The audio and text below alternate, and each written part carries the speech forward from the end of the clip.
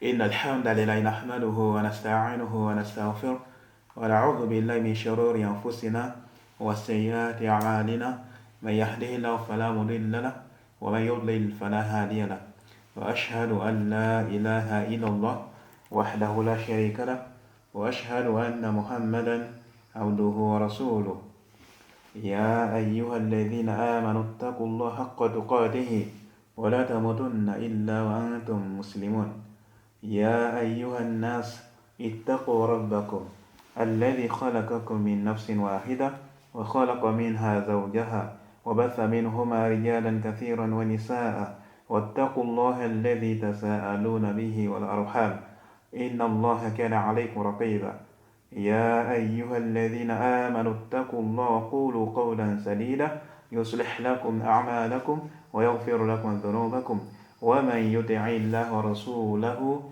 فقد فاز فوزا عظيما أما بعد. Donc nous continuons notre série de cours concernant l'étude du livre Thalathat al-Usul avec l'explication et le commentaire du noble Cheikh Mohammed ibn Saleh al-Uthaymin, qu'Allah lui fasse miséricorde. Dans la série précédente, nous avons parlé de la basmala et ce que le Cheikh Ibn Uthaymin a dit au sujet de la basmala. Et cette fois-ci, on va continuer avec la suite de la parole de l'auteur. Donc, le Cheikh l'Islam Mohammed ibn Abdul Wahhab dit اعلم رحمك الله أنه يجب علينا تعلم 40 مسائل. Il dit sache qu'Allah te fasse miséricorde qu'il nous est obligatoire d'apprendre 4 principes. قال الشارح, le commentateur a dit, donc le Cheikh nous dit العلم هو إدراك الشيء على ما هو عليه إدراكا جازما.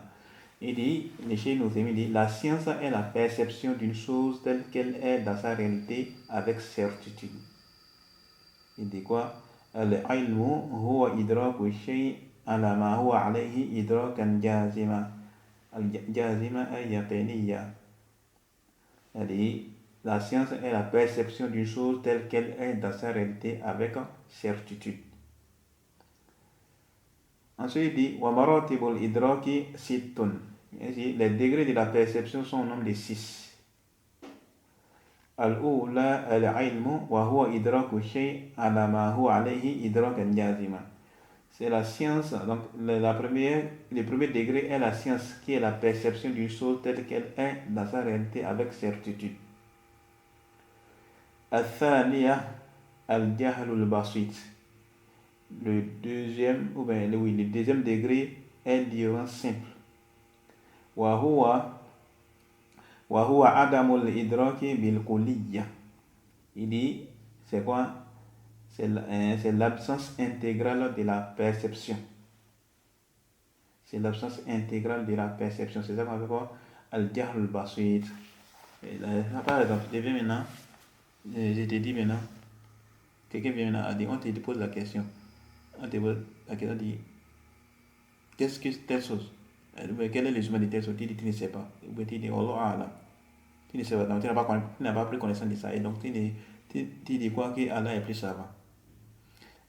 Là, étant donné que toi, tu connais, oui, par exemple, aujourd'hui, on voit beaucoup de nos frères qui ne maîtrisent pas la scène des hadiths, par exemple. On dit, quand est-ce qu'on dit qu'un hadith est authentique? Quelles sont les conditions pour qu'un hadith soit authentique? Quelles sont les conditions pour qu'on puisse accepter les récits d'une telle personne et telle personne? La personne ne maîtrise pas cette science-là. Donc il dit quoi? Wallahu a'lam. Là, Allah est plus savoir. Là, on va dire quoi? Son ignorance, c'est quoi? C'est une ignorance qui est simple. Pourquoi? Parce qu'il ne connaît pas. C'est bon, il ne connaît pas. Donc il ignore l'intégrité de cette science-là. C'est comme la science des hadiths, par exemple. Ou bien ça peut être les tafsirs, ou bien peu importe dans les domaines dans lesquels on lui a posé des questions et donc il ne maîtrise pas. Donc on dit quoi? Qu'il n'a pas perçu cette chose-là dans son intégrité de la manière qu'il faut. Donc il ignore ça. Pourquoi il ignore ça? Il n'a pas étudié, il n'a pas pris connaissance de ça. Donc son ignorance, c'est une ignorance qui est moindre par rapport à une autre ignorance que les gens doivent évoquer ici. Ok? Il faut bien maîtriser ça. Il y a plusieurs types d'ignorance. Il y a une ignorance qui est simple. La personne ne sait pas. Et il sait qu'il ne sait pas. Il ne répond pas avec ignorance. Il dit il ne sait pas. On lui pose des questions. On dit quoi? Quel est le résumé de question? Il ne sait pas. Il dit, oh là, je ne sais pas. Allez, plus, il faut demander aux gens qui sont plus savants que nous. Et il va dire, il faut arrêter. Donc, lui, il est ignorant. Son ignorance, c'est une ignorance qui est simple. C'est bon, c'est une ignorance qui est simple.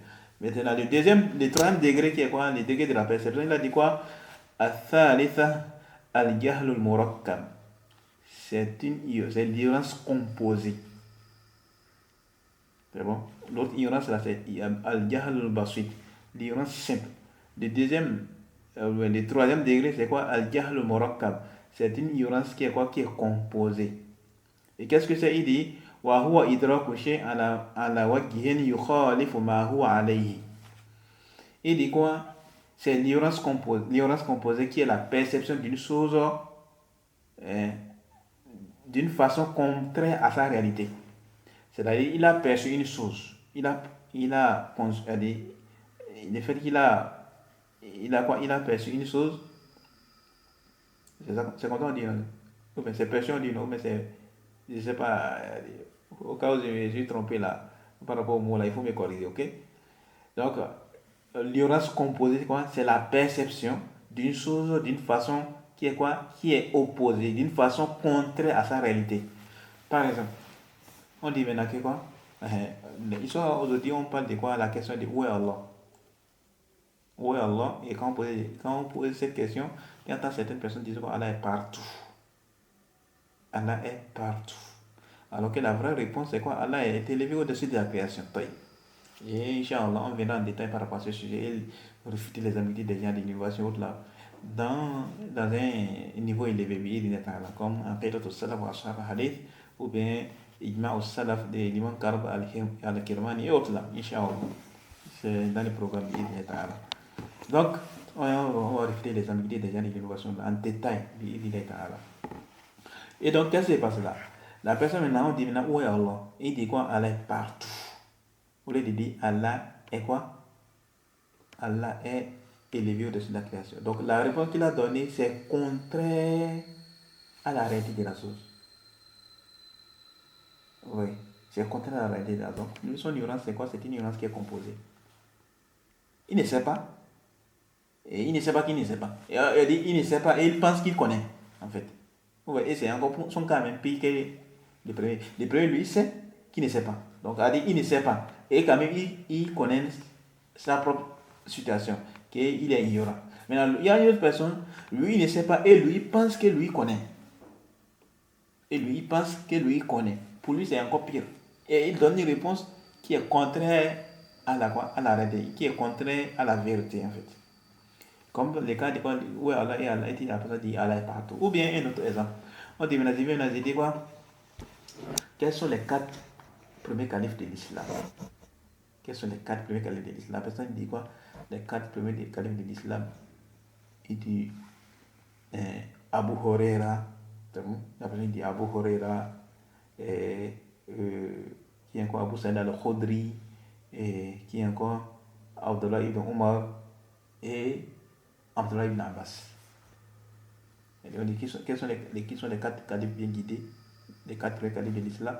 Il dit quoi? Abu Huraira, Abdullah ibn Umar, Abdullah ibn Abbas et Abu Sa'id al-Khudri. Il a trouvé, mais il n'a pas trouvé. Il n'a pas trouvé. Pourquoi? Parce que ces 4 là ne font pas des 4 premiers califes. Ils ne font pas des califes. La question n'est pas est-ce qu'ils méritent d'être califes ou pas. C'est pas dans le sujet. Est-ce qu'ils sont les califes? Ils ont été califes? Non. Donc la personne, il est quoi? La personne, il est à côté de la plaque. Il s'est trompé là. Les 4 premiers califes, qui sont-ils? Abu Bakr as-Siddiq, radiyallahu anhu, et Omar ibn Khattab, Othman ibn Affan et Ali ibn Abi Talib, radiyallahu anhum. Ou bien, on demande maintenant, comment on attend aujourd'hui? On dit quoi? Quels sont les piliers de l'islam? La personne dit quoi? Les piliers de l'islam sont. Il dit prière de 16 heures, prière de 20 heures. Il cite les prières là.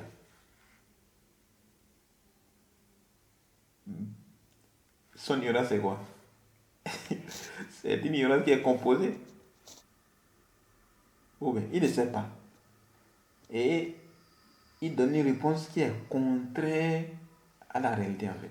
Son ignorance c'est encore grave en fait. Et il pense qu'il lui connaît. Ou bien on dit quoi, sur les piliers d'islam, la personne dit quoi, Tigania,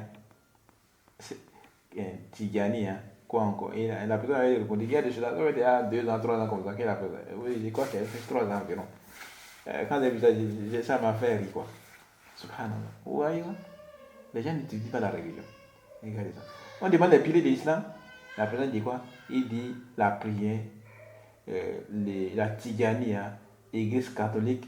Il a encore dit, les catholiques a dit l'église protestante, et les cinquièmes il a dit, il a oublié. Non? Un truc oubliant. Vous voyez ça?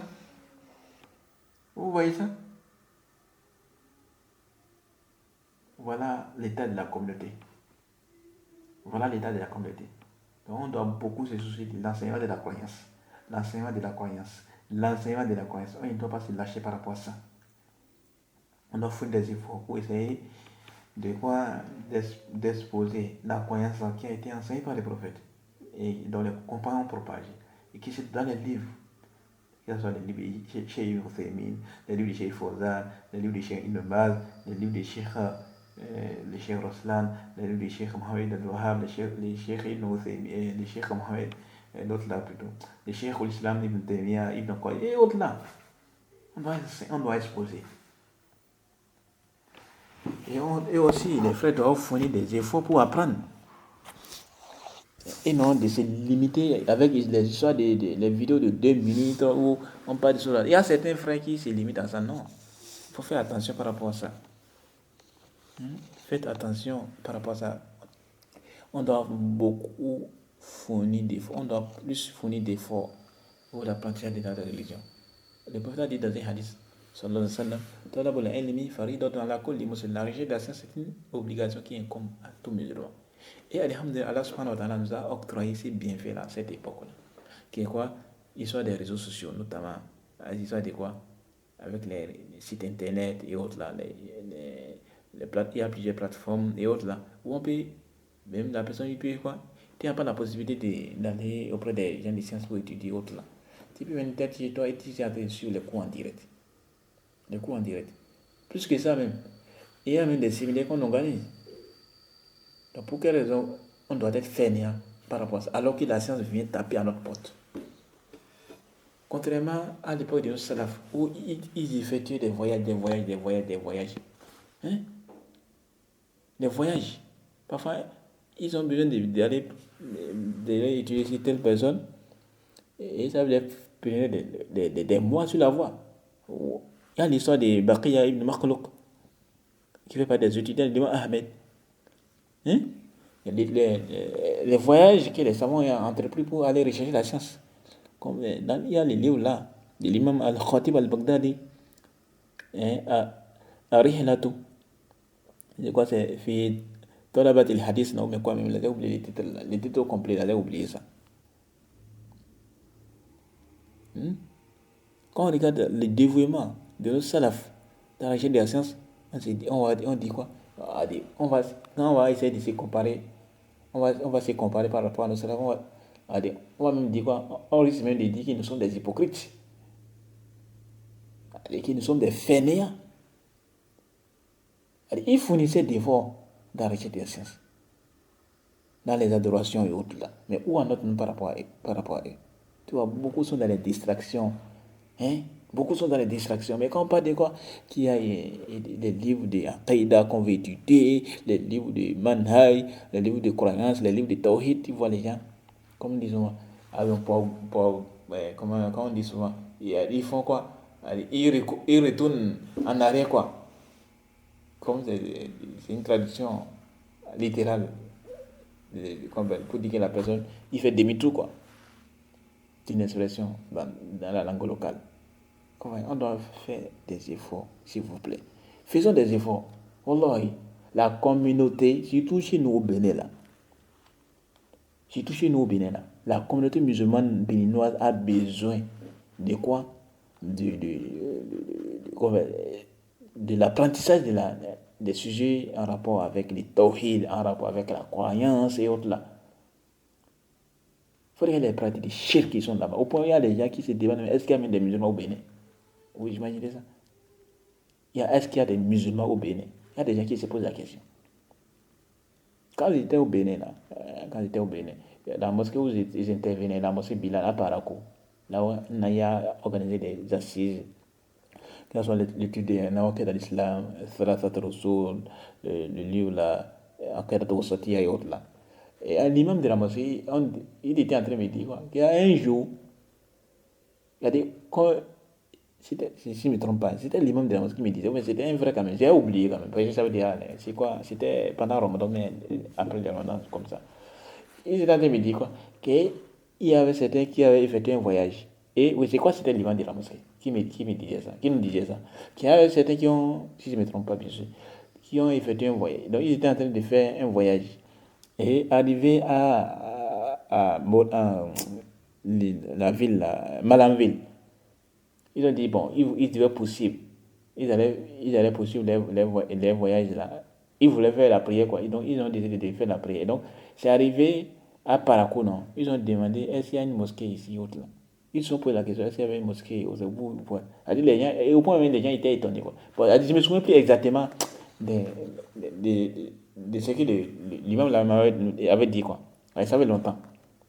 Mais c'était quoi, dans les messages qu'il voulait véhiculer, les gens ils étaient étonnés quoi. Ils se demandaient qu'il n'y avait pas de musulmans en fait.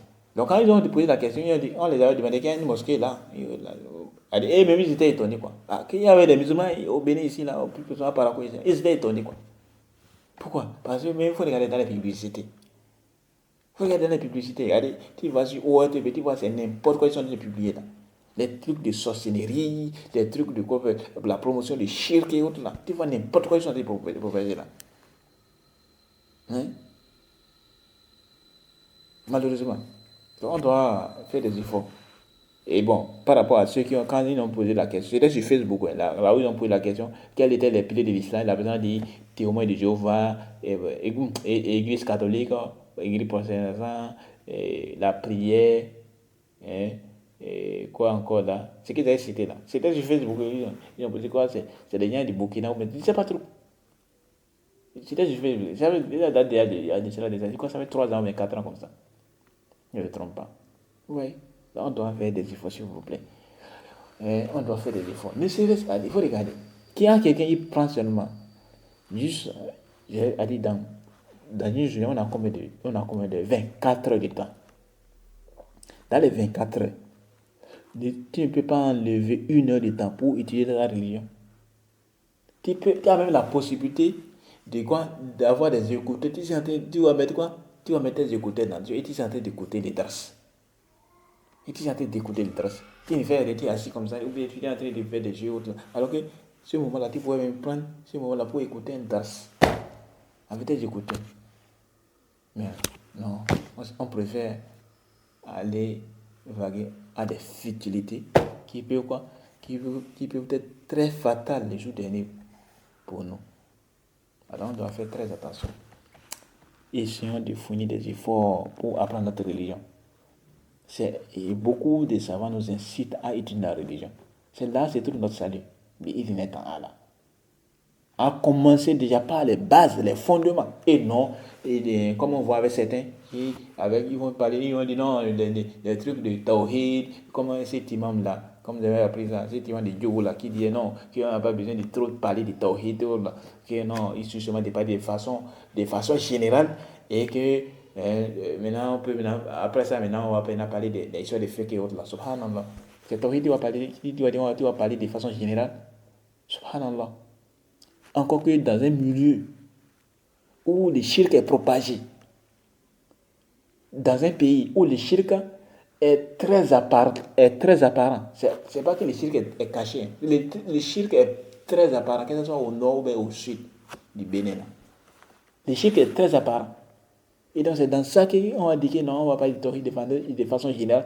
Au contraire même, chez nous même au Bénin, on a besoin même de détailler les sujets du shirk et les sujets du tawhid. Pour dire que ça, on doit définir ce que c'est que le shirk. On définit ce que c'est que le tawhid. Et on commence par énumérer, par dénombrer, par faire quoi? Par ressortir les différentes formes de shirk, afin que les gens s'en écartent. Et non, le fait de dire non, quand tu vas dire, on va dire que le shirk c'est interdit. Mais les gens vont accepter. Qu'est-ce qui va accepter le shirk? Personne n'accepte le shirk. Mais le problème, c'est quoi? C'est qu'est-ce qu'est le shirk? C'est là qu'il y a c'est là qu'il y a des shubuhat et autres là. Sinon, tu vas chez un musulman, tu dis que le shirk est interdit, ça interdit le shirk. On doit dire autre, mais ça c'est quelque chose qui est général. Personne ne va te fuir. Mais lorsque tu vas commencer par étaler cela, que ça fait pas des formes de shirk, il faut s'en écarter. Ça fait pas des formes de shirk, il faut s'en écarter. La sorcellerie, les trucs là, ça fait pas des formes de shirk, les formes de sorcellerie, il faut s'en écarter. Ça fait pas des choses qui annulent la religion islamique. Ça fait pas des choses qui annulent la foi de quelqu'un. Ça ne veut pas des choses qui démolissent la religion de la personne. Là, on doit s'en écarter. Quand tu vas ça, c'est là maintenant on va dire quoi? Tu es entré sur la dawa des prophètes. Surtout dans nos situations là au Bénin. Le shirk est à haute dose. Au point où certaines personnes même, il y a même l'essence de là, c'est ignoré par la majorité de la population musulmane au Bénin. Là. Beaucoup de musulmans ignorent les réels sens de là, C'est dans ça qu'on va dire qu'il faut se taire. On ne doit pas parler en détail des chiffres et autres là. Il faut parler de façon générale. Moukimala. Ça, abadan, jamais. Jamais. On dit que le Bénin, c'est un pays de sorcellerie, un pays de vaudons, un pays de quoi c'est ça, en fait, c'est quand il dit béninois là, en fait, il y a certaines personnes, même quand j'étais au Burkina là, en 2021 là, on était ensemble avec certains frères salafis, on était en train d'échanger, et c'était à Kosodo là. Il y a les frères qui ont attiré l'attention par rapport à ça. Il dit, nous les Béninois là, on fait peur. Hein. Quand on voit les plus 229 là, ça fait peur. Oui. Quand on voit les plus 229 là, ça fait peur. Vous voyez ça? Que tu vois seulement, tu vas sur les réseaux sociaux, et plus précisément sur comme Facebook, tu vois ça. Quand tu vois plus de 229, on dit affaire de maraboutage, portefeuille magique.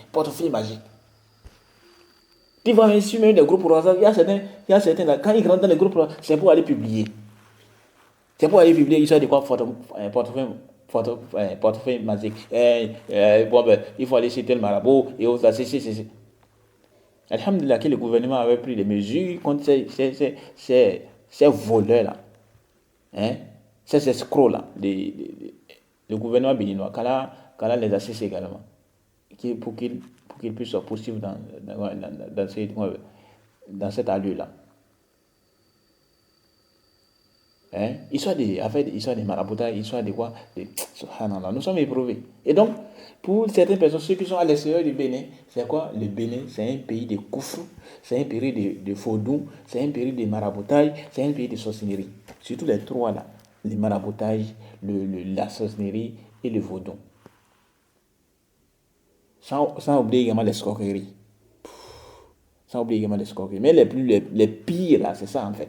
La sorcellerie, le vaudou, ça fait partie des pratiques du shirk, et également le maraboutage, où les gens qui se font passer pour des connaisseurs de l'islam et qui font escroquer seulement les gens n'importe comment, au nom de la religion islamique. Alors que la religion n'a rien à voir avec eux. Ce sont même des koufars. Ils ont mécru. Les gens qui font des pratiques de maraboutage là.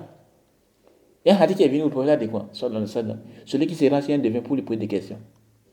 Chaque prière ne sera pas acceptée pendant 40 jours. Et celui qui croit à ce qu'il aura dit là, alors il aura mécrit à ce qui est descendu à beaucoup. Alors, si ça là, c'est quoi? C'est pour celui qui va poser question. Qu'en est-il de celui qui pratique la chose,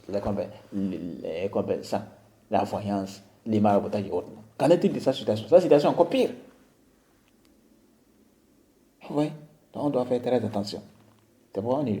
C'est pourquoi on ne doit pas se lâcher. Même si on finit même les livres du Tawhid là, Kitab Tawhid et autres là, on ne doit même pas se lâcher.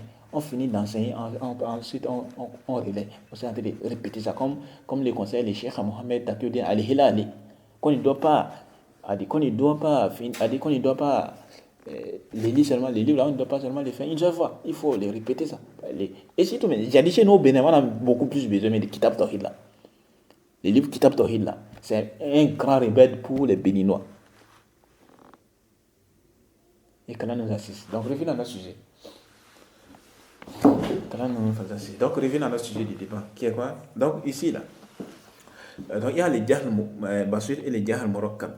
Le Jahl Baswit, c'est ça que les Cheikh nous a cité ici. Le Jahl Baswit, il est quoi? Excusez-moi. Donc, les jahl al-basit, c'est quoi? C'est l'errance simple. Et c'est quoi? Wahua adamu, excusez-moi. Wahua adamu al-idraki bil kulliya. C'est quoi? L'errance simple qui est l'absence intégrale de la perception. Ok, ça c'est le deuxième degré de la perception. Le troisième degré, il a parlé de quoi? Al-thalithatu al-jahlul murakkab. C'est l'ignorance composée. Et c'est quoi? Il a dit وهو إدراك الشيء على وجه يخالف ما هو عليه.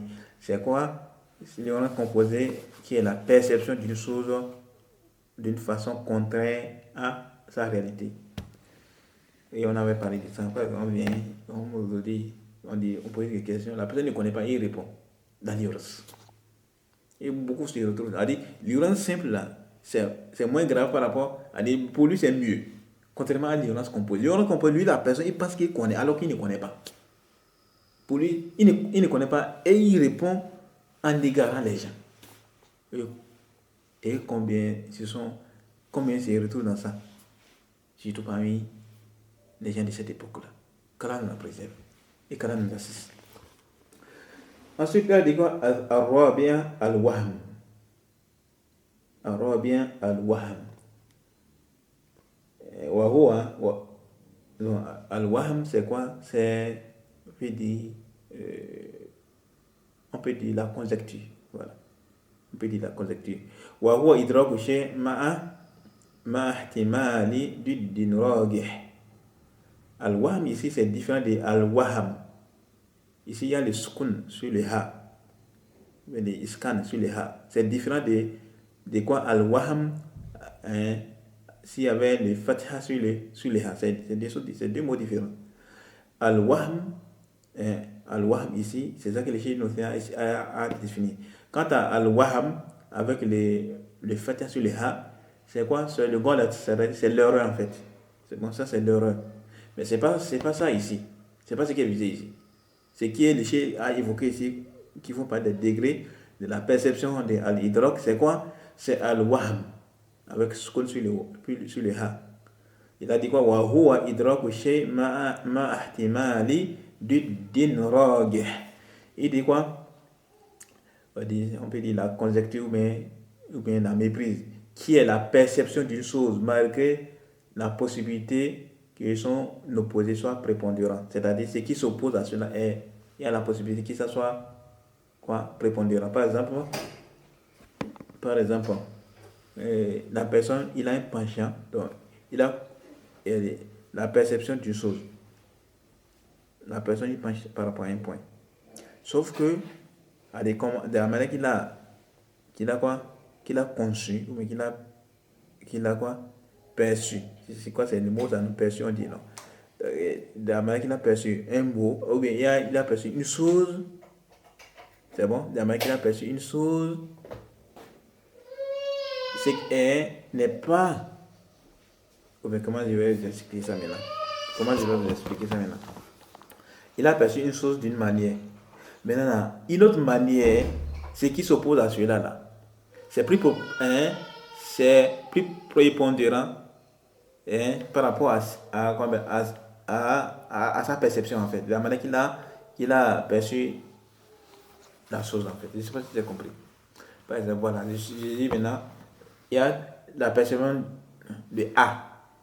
Donc, il y a un X là qui a quoi? Qui a la perception de A. Bon, ben, le A, voilà comment je vais expliquer ça. Le A a la perception d'une chose. Mais il y a le B qui a la perception d'une autre chose. Maintenant, cette autre chose-là, dont le B a la perception, c'est quoi? C'est prépondérant par rapport à celui de A. Ouais, non. Mais quand même, par rapport pour les A, là, lui, il a un penchant de l'autre côté, en fait. Je ne sais pas si j'ai compris. Je ne sais pas si je me fais comprendre. Et je reprends encore.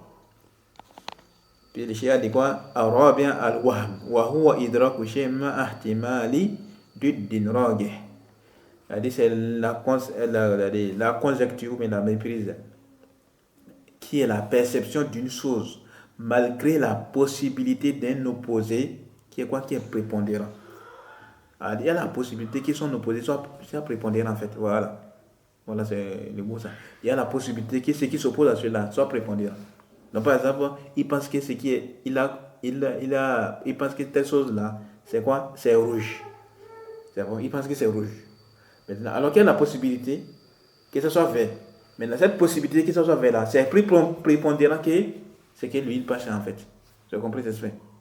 Donc malgré, il a quoi? La perception d'une chose d'une façon, hein, la perception d'une chose malgré la possibilité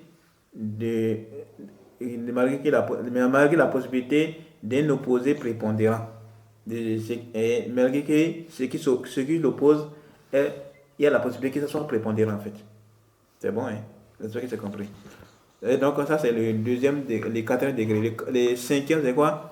À chaque, c'est le doute. Wa huwa idraku shay ma ihtimalin musawin. C'est le doute qui est quoi? Qui est la perception d'une chose avec la possibilité d'un opposé équivalent. Donc il y a la possibilité que ça soit au même pied d'égalité. C'est bon? Ce qui s'oppose à cela, il y a la possibilité que ça soit au même pied d'égalité. Par exemple, je viens maintenant, je suis en train de douter. Bon, le doute c'est connu, hein? Bien évidemment, il y a plusieurs catégories de doute, mais de manière générale, quand il y a une personne qui dit est-ce que c'est vert, ou bien est-ce que c'est rouge, ou bien est-ce que c'est gros, ou bien c'est quoi, ou bien c'est mince. D'abord, la personne, donc il perçoit que c'est quoi, que c'est mince. Voilà que il y a également une autre possibilité que ça soit quoi, que ça soit gros. C'est pas que ça soit gros, mais ils sont au même pied d'égalité. C'est équivalent en fait. C'est bon? Ou bien j'ai vu maintenant A et B. Il y a une personne qui est X et une autre personne qui est Y. Les deux personnes là, donc j'ai dit maintenant que A là,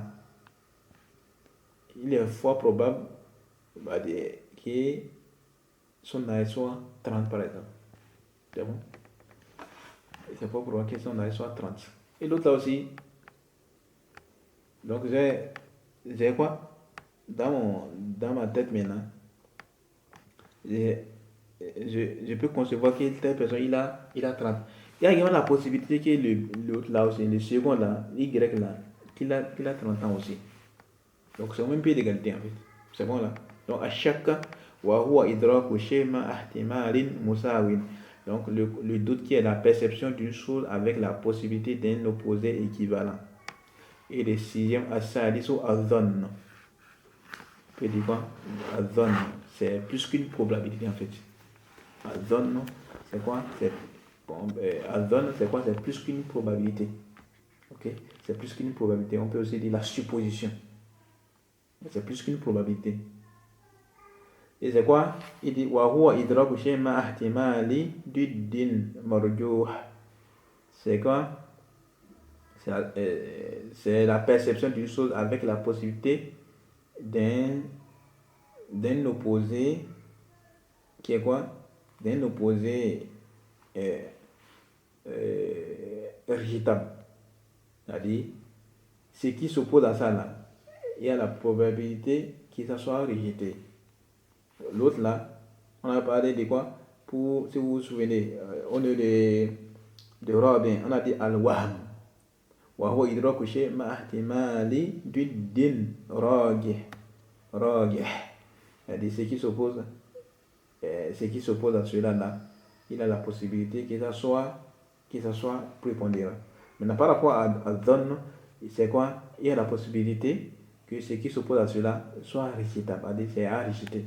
C'est pas possible qu'on puisse concevoir ça. C'est bon? J'espère que c'est compris. Voilà de manière résumée ce qu'on peut dire par rapport au sujet de ces 6 degrés de la perception. Ensuite, il dit quoi? Wal ilmu yanqasimu ila qismayn. Il dit la science est divisée en deux catégories. On divise la science en deux catégories. والعلم ينقسم إلى قسمين. Donc on divise la science en deux catégories. ضروري ونظري. La science indispensable et la science théorique. فالضروري ما يكون إدراك المعلوم فيه ضروريا. La science indispensable est celle dont l'objet de perception est connu préalablement, sans qu'on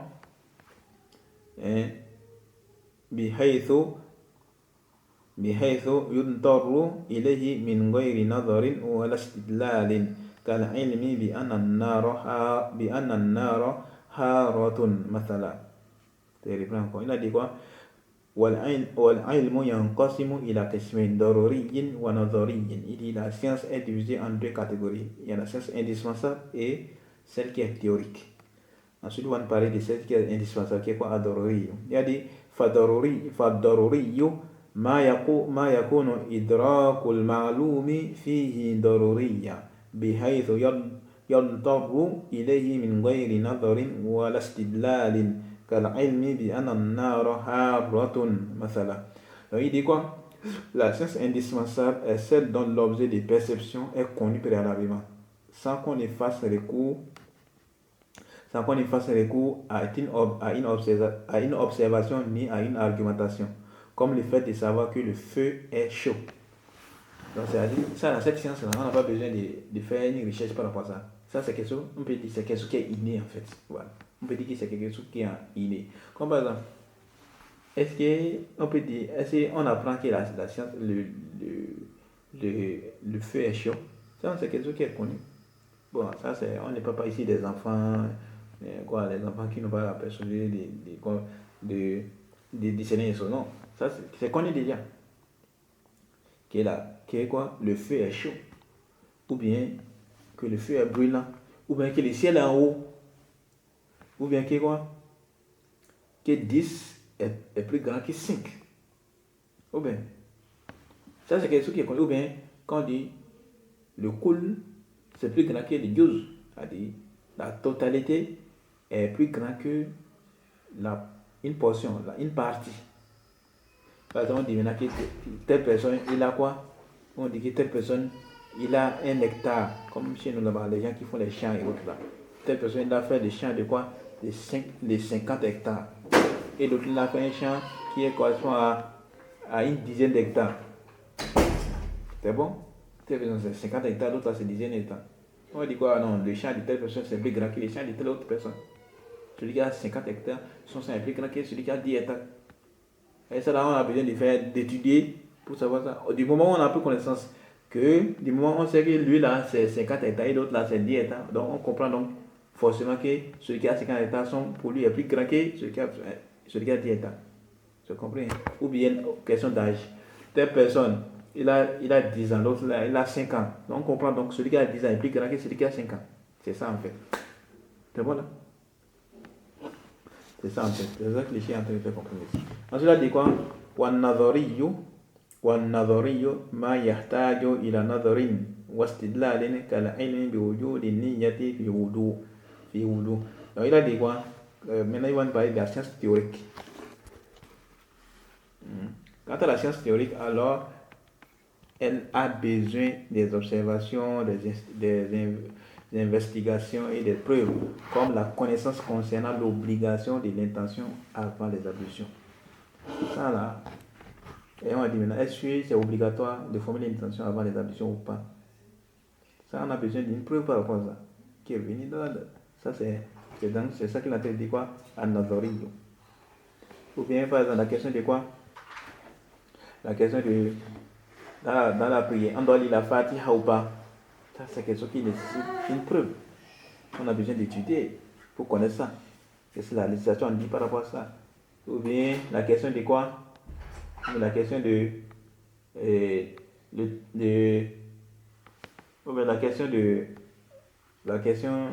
quel exemple encore pour encore plus de clarté. Il dit maintenant dans la prière, est-ce que on doit, ou bien dans le jeu, ou bien le jeu, on parle du cas du jeu. Est-ce que le vomi interdit est-ce que le vomi annule le jeûne par exemple?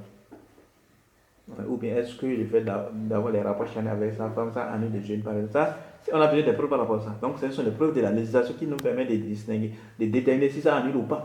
Et donc, on a des hadiths d'abord, là, par exemple, l'homme qui a dit quoi? Oh, mais ça, les fait faillite là. Ou bien, donc, on a besoin des preuves par rapport à ça pour pouvoir se rendre compte de son jugement. Ah, que c'est interdit, ou bien c'est permis, ou bien c'est obligatoire, ou bien c'est préférable, et autant ainsi de suite. C'est bon, hein? Voilà ce que le chien a dit par rapport à ça.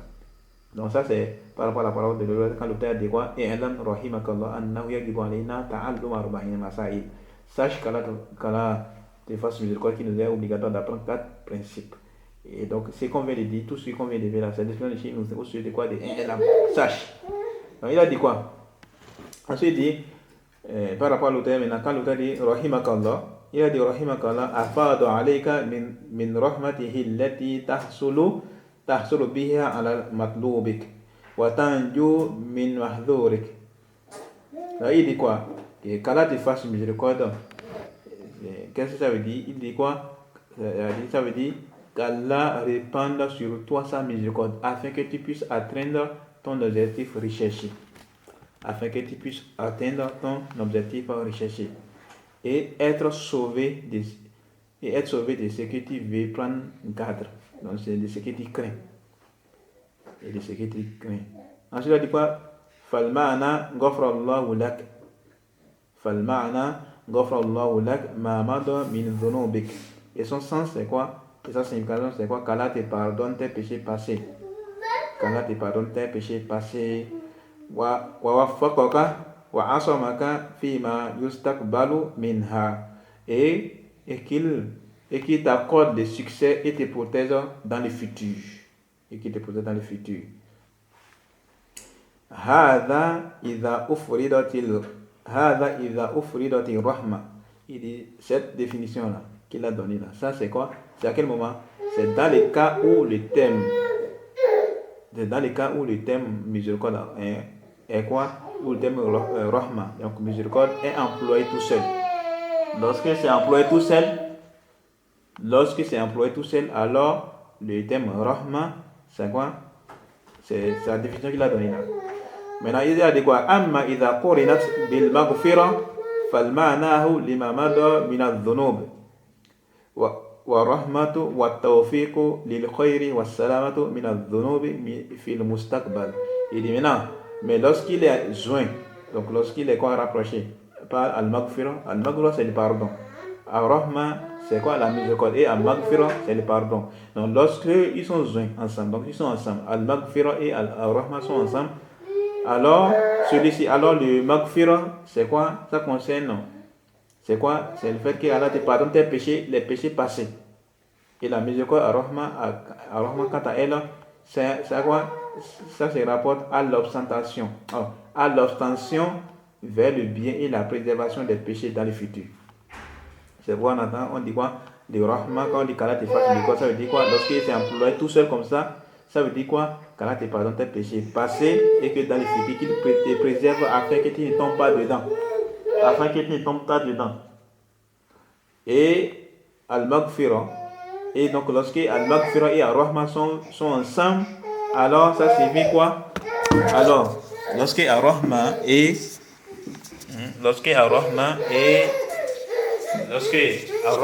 al-maghfira sont employés ensemble, alors ça veut dire quoi? Ça veut dire, je crois qu'on avait déjà parlé de ça dans l'explication préalable qu'on avait fait auparavant. Alors lorsque les deux sont employés ensemble, alors al-rahma, donc lorsqu'on dit qu'Allah te fasse miséricorde et qu'Allah te pardonne, al-rahma aura pour sens, ou bien al-maghfira, qu'Allah te pardonne, ça aura pour sens qu'Allah te pardonne tes péchés antérieurs, donc les péchés qui sont passés, et qui te préserve dans l'avenir afin qu'il ne te tombe pas dans les péchés et qui t'oriente autres là. C'est bon là, donc c'est ça que les chiens est en train de faire comprendre ici dans sa parole. Ensuite il a dit quoi? Ensuite il dit wasani'ul mu'allif rahimallah yadullu ala inayatihi wa shafaqatihi bil mukhatab wa qasdil khayri la. Il dit maintenant par rapport à l'auteur maintenant. Donc c'est que l'auteur a dit. Puis l'auteur a dit quoi? Sache qu'Allah te fasse miséricorde. qu'il nous est obligatoire d'apprendre 4 principes. Donc il a dit quoi? Les propos de l'auteur, qu'Allah lui fasse miséricorde, montrent l'attention et la compassion qu'il a envers celui à qui il s'adresse. Ça montre quoi? La compassion et la douceur et l'attention qu'il a à l'endroit de qui? À l'endroit de celui à qui il s'adresse. À l'endroit de celui à qui il s'adresse. Et le désir de lui procurer le bien. Le désir de l'orienter vers le bien. Ok? Ensuite, il a dit quoi? هذه المسائل. Donc, l'auteur dit أنه يجب علينا تعلم أربع مسائل. Donc, et on voit ça beaucoup dans les écrits de l'auteur. Il dit quoi? Qu'Allah te fasse miséricorde. Qu'Allah te fasse miséricorde. Qu'Allah te fasse miséricorde. Et ça, il y a une douceur en ça. Donc, on avait parlé de ça dans la première explication qu'on avait fait. Et aussi, l'autre là, qu'on appelle, vous avez oublié, quand il dit un lame, c'est pour attirer l'attention, pour te faire comprendre que ce qui vient là, après là, ça relève d'une grande importance. Et tu dois prêter attention par rapport à ça, comme le chien a dit ici. Là. Ensuite, il a dit quoi? Quand le chien dit Annahu yajibu alayna ta'allumu arba'i masail, et qu'il nous est obligatoire d'apprendre 4 principes, le chien nous dit quoi? هذه المسائل التي ذكرها المؤلف رحمه الله تعالى تشمل الدين كله فهي جديرة بالعناية لعظم نفعها. Il dit ces sujets que l'auteur, qu'Allah lui fasse miséricorde, a évoqué englobe la religion dans toute son entièreté et mérite une grande attention en raison de l'immense bénéfice qu'il contient. En raison de quoi? De l'immense bénéfice qu'il contient. Voilà ce que le Cheikh a dit. Ensuite, il a dit quoi? Al-Oula. Quels sont ces principes-là? Les premiers principes, Al-Oula, Al-Ilmu wa huwa ma'rifatullah wa ma'rifatu nabiyyihi wa ma'rifatu dini l'islam bil adilla. Le premier principe, c'est quoi? La science qui est la connaissance d'Allah et la connaissance de son prophète et la connaissance de la religion islamique avec des preuves. Ça, c'est le premier principe. Et on verra ça dans l'assise prochaine. Mais il est tard. Donc, on va s'arrêter ici. سبحانك اللهم وبحمدك أشهد أن لا إله إلا أنت أستغفرك وأتوب إليك. السلام عليكم ورحمة الله وبركاته.